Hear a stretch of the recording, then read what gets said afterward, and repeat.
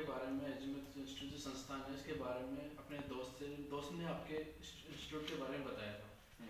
तो उसने यहाँ से नहीं, तो आप जैसे असिस्टेंट प्रोफेसर की तैयारी और नेट की तैयारी के लिए प्रिपरेशन के लिए डिस्कशन कर रहे हो ना। हाँ सर। तो उसकी प्रिपरेशन का जैसे अगर असिस्टेंट प्रोफेसर में अगर अपन बात करें, जो आरपीएससी का पैटर्न आया था, तो पहले अलग पैटर्न था, लेकिन पिछली बार का पैटर्न बिल्कुल बदल गया था। उसमें क्या है, जैसे 3 पेपर अभी किए हैं। First paper, second paper subject का है। फर्स्ट पेपर में 150 क्वेश्चन आएंगे, सेकंड पेपर में 150 क्वेश्चन आएंगे, और दोनों में लगभग इन्होंने 10-10 मिनट कंप्लीट किए। तो जैसे पैटर्न क्या होगा, एक तो जैसे अपन नेट आरपीएससी सिलेबस डाउनलोड कर लेते हैं।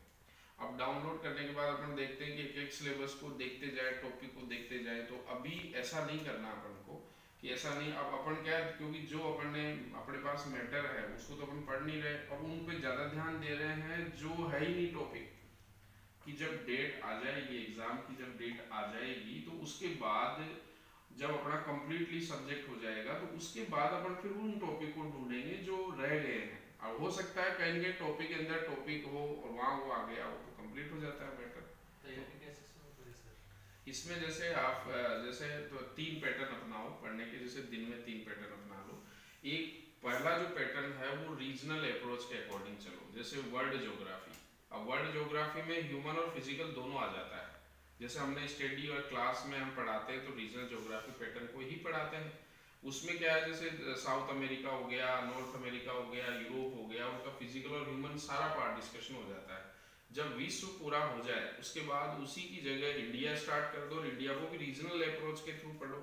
और जब इंडिया कंप्लीट हो जाए उसके अलग अलग पार्ट, जैसे नॉर्थ ईस्ट पार्ट हो गया, नॉर्थ पार्ट हो गया, मिडिल पार्ट हो गया, साउथ पार्ट हो गया, फिर उसके बाद राजस्थान ज्योग्राफी उठा लो। तो एक पैटर्न तो ये हो गया कि रोज के 2-3 घंटे इससे शेड्यूल बना लो 3 महीने का, कि वर्ल्ड, फिर इंडिया और फिर राजस्थान। दूसरा पैटर्न सिस्टमेटिक अप्रोच को अपनाओ, जिसमें कंपैरेटिव अप्रोच भी चले साथ साथ। कि जैसे फिजिकल ज्योग्राफी पहले ले लिया, 2-3 घंटे उनको लो, जिसमें सबसे पहले क्लाइमेटोलॉजी, फिर उसके बाद ओशनोग्राफी, उसके बाद बायो ज्योग्राफी या इन्वायरमेंटल ज्योग्राफी, उसके बाद जियोमॉर्फोलॉजी, उसके बाद सोइल ज्योग्राफी, और फिर उसके बाद ज्योग्राफिकल थॉट। तो 1 यूनिट ये हो गया। फिर इनके और फिर 2-3 घंटे में जैसे ह्यूमन ज्योग्राफी के पार्ट ले लो, population geography, settlement geography, regional planning ले लिया, इंडस्ट्रियल ज्योग्राफी, एग्रीकल्चर ज्योग्राफी हो गया, ट्रांसपोर्ट ज्योग्राफी हो गया, इकोनॉमिक ज्योग्राफी हो गया, political geography, social geography, culture geography, और फिर स्टेटिक्स जो टेक्निक्स होती है, ज्योग्राफिकल टेक्निक्स होती है, चाहे कार्टोग्राफी हो या रिसर्च मेथोडोलॉजी हो या रिमोट सेंसिंग हो, इनको डिस्कशन करो।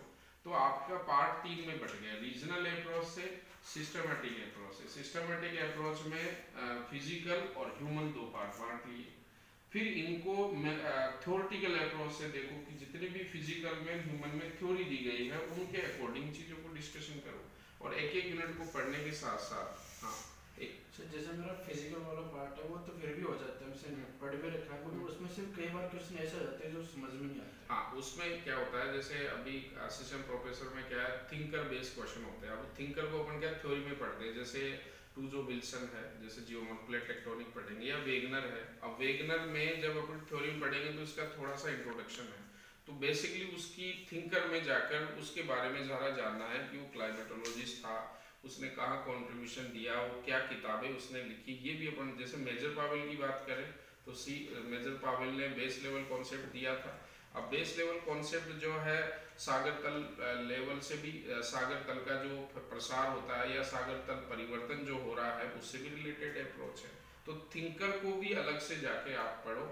और फिर उसके साथ साथ क्या है, जैसे एक टॉपिक पढ़ लिया, जैसे पृथ्वी की आंतरिक संरचना आपने पढ़ ली, उससे रिलेटेड जैसे 10-12 विद्वान हैं, उनकी एक लिस्ट बनाओ कि ये जैसे मोरोविसिस है या गुटेनबर्ग है या इंजलेहमान है। फिर इनका थोड़ा सा डाटा इकट्ठा करो, और फिर कौन कौन सी असांतत्य दिया है, फिर इनसे रिलेटेड जो ऑब्जेक्टिव क्वेश्चन है। जैसे हमने ये जो बुक्स बना रखी है ये हिंदी और इंग्लिश दोनों में है, तो यूनिट वाइज में ऑब्जेक्टिव क्वेश्चन है, ताकि स्टूडेंट इसकी प्रैक्टिस अच्छे से कर रहा है।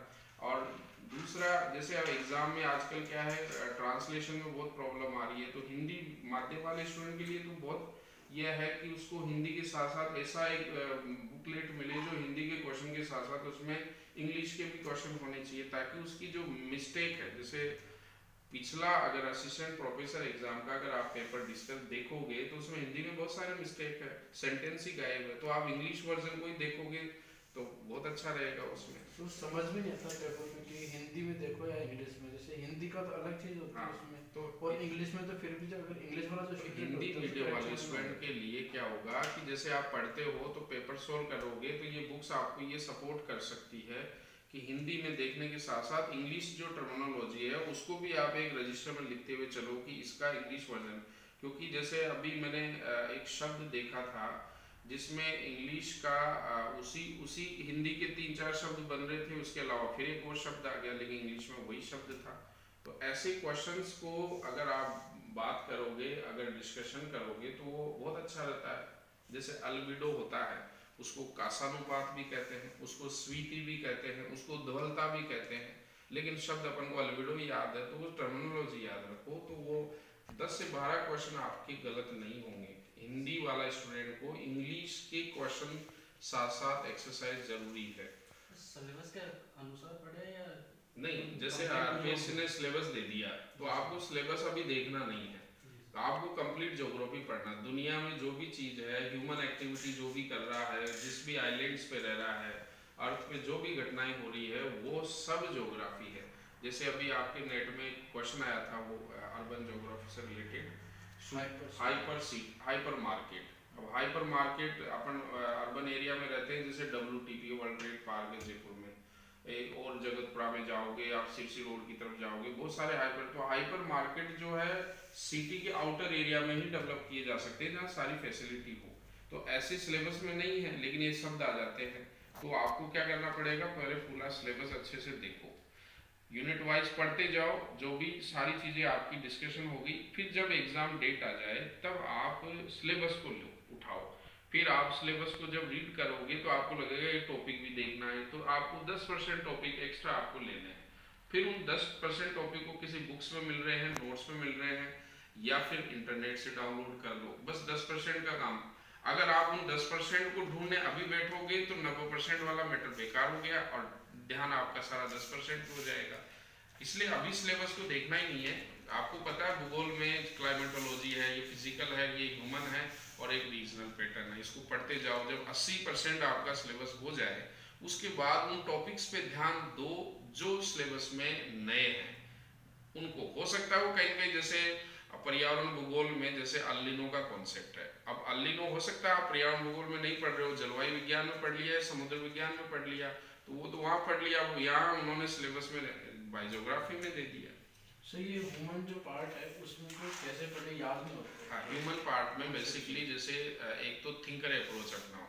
जैसे मैं क्लास में स्टडी लेता हूँ तो सारे जितने भी ह्यूमन, जैसे अर्बन ज्योग्राफर है, जितने भी जो अंदर आएंगे, चाहे वो नगर भूमि उपयोग के सिद्धांत से बर्गेस हुआ, एडवर्ड उलमान हुआ, उसको पहले से निकाल के उसके बारे में स्टडी करो, उसकी बुक्स के बारे में जानो, उसके कंट्रीब्यूशन के बारे में जानो, अलग लिस्टेड करो, और फिर थ्योरी में भी दोबारा पढ़ सकते हो। तो तब वो एक ही चीज को अपन 3-4 जगह बार बार पढ़ेंगे तो दिमाग में धीरे धीरे आ जाएगा, याद होगा।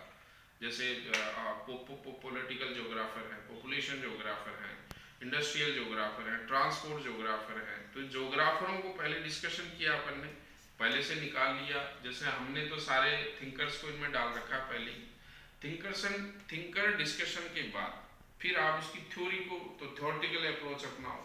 तो एक कमोडिटी अप्रोच, जैसे वस्तु का वितरण कहाँ कहाँ है, तो ये तो अपन रीजनल ज्योग्राफी में पढ़ सकते हैं।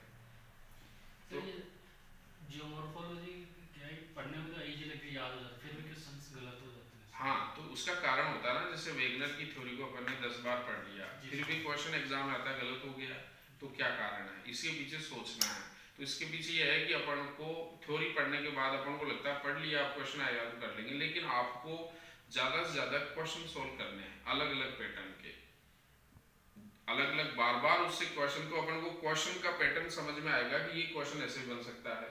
कि जैसे क्वेश्चन आ गया कि पेंजिया कब टूटा, या पेंजिया से पहले भी पेंजिया कोई टूटा हुआ था या जुड़ गया था, या वेगनर से पहले भी इस पे विचार पर किसने काम किया, क्या वेगनर ने क्या क्या इस पे साक्ष्य दिए, प्रस्तुत किए, वेगनर की क्या आलोचना हो सकती है। फिर वेगनर के फर्दर प्लेट टेक्टोनिक थ्योरी आई, उसके दोनों के बीच में कोई और भी ऐसी घटनाएं, जैसे